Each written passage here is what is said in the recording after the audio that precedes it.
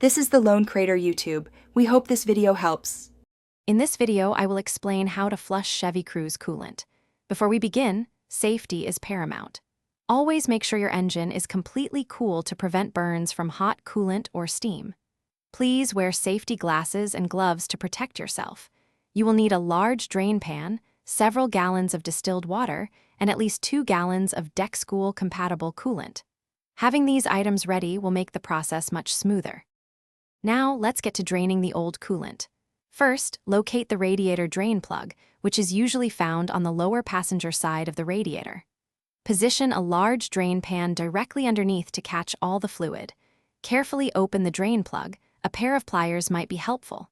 Also, remove the coolant reservoir cap to help the system drain completely.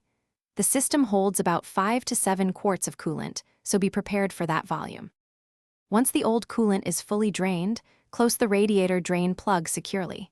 Now, fill the system with distilled water through the reservoir. Start the engine and turn your heater to its highest setting to ensure the water circulates throughout the entire system. Let it run for about 10 to 15 minutes, then drain the water.